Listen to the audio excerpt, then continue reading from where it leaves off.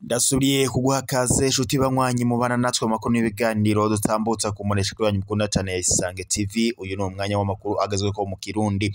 Ndabahaye mwaramutse rero abane nabo ndabahaye mwiriwe bivanye naho muherereye. Iri ni iteka no munezo ntangere by'usubira kubaha yambu mwanywanyi ba Isange TV imbonesha kuri ngo dutende bashikiriza amakuru n'ibiganiro babigizwe kandi bavyakuruwa amatohoza haba muri politiki mu nkino mwiperereza mu gateka kaze na muntu mu makungu ndetse n'andi makuru yose bariko ravugwa ngaha mu kibano. Yabaye katero makuru n'ibiganiro tugira tubashikirize kwino saha muri iki gitondo n'amakuru abazendutse avugwa mu mihinga itandukanye. Ndagira tubashikirize kuri ino monesha kuri yanyu mukunda cyane ya Isange TV mwe mudukurikira muri mu mihinga itandukanye egeze igihugu cacu c'u Burundi ndetse no ijyanino. Reka romba ikaze makuru n'ibiganiro tugira tubashikirize kuri ino saha n'amakuru rero agira shimikire ku ngingo nkuru zikurikira hagati y'u Rwanda n'u Burundi mu gihe hamaze igihe kinini humvikana icuka kitari ciza hagati y'igihugu c'u Burundi ndetse n'igihugu kibanyi c'u Rwanda. Bikavuga ko rero ibihugu vyompi vyagirizanya ko bishaka kuzoterana cyangwa se kimwe gishobora gutera ikindi. Leta y'u Burundi yagirije leta y'u Rwanda ko ngo ishobora kuzotera u Burundi. Burundi bukavuga ko rero ngo mu gihe u Burundi bwoterwa ngo nabwo buzokwigwana ko ngo kubera ko buzi kugwana. Mu kiganiro umukuru w'igihugu c'u Burundi Evariste Ndayishimiye yagiranye n'umumenyesha makuru w'ikimenyesha makuru ca BBC gahuza miryango ivugira irondere, uyu mukuru w'igihugu c'u Burundi yamubariye ko ngo mu gihe ngo M23 ngo yotere igihugu c'u Burundi ngo yambukiye muri Uvira ngo leta y'u Burundi nayo izoca itera igihugu c'u Rwanda ayambukiye mu Kirundo ice ngo ishika i Kigali maze ifate umugwa mukuru wa politike w'igihugu cibanyi c'u Rwanda ariwo Kigali. Ivyo rero vyaramye biravugwa hakumvikana kunyinyurana hagati y'aba banyepolitiki cyangwa se y'aba bakuru b'ibihugu vyompi. Aho rero umukuru w'igihugu c'u Burundi Evariste Ndayishimiye yagirizaga u Rwanda ko rufadikanya n'imigwi yitwaje urwanisho mu guhungabanya umutekano w'u Burundi. Aha twavuga nk'umugwi witwaje urwanisho wa Tabara, aho leta y'u Burundi yagirizaga leta y'u Rwanda kifatikanya n'umugwi witwaje urwanisho wa Tabara kugira ngo mu guhungabanya umutekano bw'igihugu c'u Burundi. Gusa iyi ni ingingo leta y'u Rwanda idahengeshanya guhakana yivuye inyuma, ikavuga ko atayihuriye n'umugwi wa Tabara uhungabanya umutekano mu bice bitandukanye mu Burundi. Na leta rero na Tabara kandi nayo yigeze gusohora itangazo ivuga ko ngo ntaho ihuriye na leta y'u Rwanda, ahubwo ko Tabara ikorera mu bumanuko bwa Repubulika Iharanira Intwaro ya Kongo muri Kivu y'ubumanuko. Perezida w'u Burundi rero Evariste Ndayishimiye yaciye afata ingingo yo kugara imipaka ihuza u Rwanda n'u Burundi, na cane cane rero ubu mwaka ukaba urumanye imipaka yugawe ku mpande zompi. Ibi rero vyagaragaje ko leta y'u Burundi ifise ubwoba ko ngo ishobora kuzoterwa n'igihugu c'u Rwanda nk'uko vyamye birashikirizwa n'umukuru w'igihugu c'u Burundi. Gusa baravuga ngo ngabagabo burya bama arabagabo. Kuri ubu rero umukuru w'igihugu c'u Burundi Evariste Ndayishimiye afashe ingingo zo kwishikira ngaho nyene mu gihugu kibanye c'u Rwanda, akaba ashitse i Kigali aho aje kuganira na mugenzi we w'u Rwanda Paul Kagame kugira barabire hamwe ukongera umutekano woba uhagaze ku mpande z'ibihugu vyompi. Perezida rero w'u Rwanda Paul Kagame akaba yakiriye mugenzi we w'u Burundi i Kigali, bakaba rero bagiye kuganirira muri village Urugwiro. Iyi rero ikaba ari nyubakwa umukuru w'igihugu c'u Rwanda Paul Kagame yakiriramwo abaje bamusangana cyane cyane abayobozi baba batandukanye.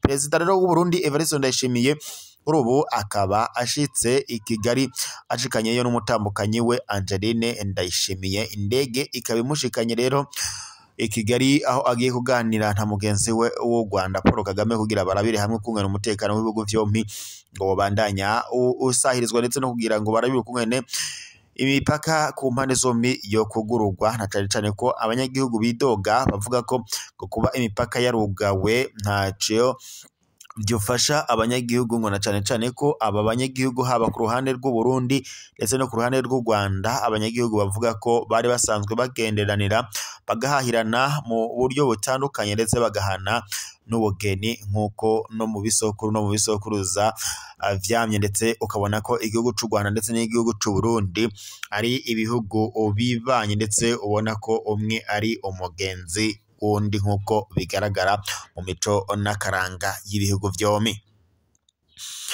Mu yandi makuru ngaha mu Burundi rero haravugwa ingwara iriko iribonekeza, indwara izwi nko kuva amaraso ku adakama cyangwa se ibizwi nka hemofili, ikaba rero ari ingwara nk'izindi ngo kandi ngo ikaba itaramenyekana cyane ngaha mu gihugu c'u Burundi. Abahinga rero mu vy'amagara y'abantu bakaba rero bariko barasaba abanyagihugu b'u Burundi kwama biteguriye kwipimisha ndetse no kwikingiza iyi ngwara kuko ngo ihitana abatari bake.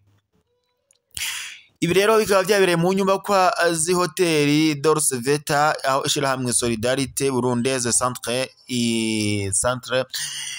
Hemophilie ryari yatunganirije kuri uyu wa 17 Ndamukiza 2025 uruganda rwo kwigisha no guhimiriza ku ndwara yo kutavura kw'amaraso ku banywanyi b'iryo shirahamwe. Muganga Irene Bukuru yatanze icigwa yamenyesheje ko indwara ya hemophilie ari indwara y'uruhererekane ibizwi mu ndimi z'amahanga nka maladie génétiquement héréditaire, ishobora ndetse kuva ku babyeyi canke ku bisokuruza. Iyo ndwara kandi ngo abana bose bavutse ku muvyeyi ayifise ngo badaca bayigwara bose, ngo iyo ari umugabo ayigwaye abana b'abakobwa bose barashobora kuyigwara ariko abahungu ngo ntibayigware. Iyo rero ari umugore arwaye ibice 50% by'abana b'abakobwa barashobora kuyigwara, ndetse n'ibice 50% by'abana b'abahungu nabo bakaba bayirwara nk'uko muganga yabandanije abiyagira abari ngaho. Yavuze ko umuntu ufise hemophilie ngiyo akomeretse cyane, iyo ngo bariko baramukora ibizwi nka operation mu ndimi z'amahanga, arava amaraso cyane, ibihimba ngo bikaribwa cyane n'iyo ngwara, ngo ni mwihuriro ry'amagufwa ahazwi nka articulation. Kubera rero ngo ukuvura kw'amaraso y'umuntu agwaye iyo ndwara kugoye, muganga ngo Bukuru yamenyesheje ko ngo kizira guhita gukubita umwana canke umuntu agwaye hemophilie ngo kubera baca bava amaraso menshi cyane. Iyo ngwara rero ngo iri mu ngwara zitamenyekana cyane, les maladies rares, ngo benshi nta nubwo banayizi mbere. Kenshi ngo iyo umuntu ayigwaye aca yibaza ko ari ibirozi kubera ngo abona aguma ava amaraso.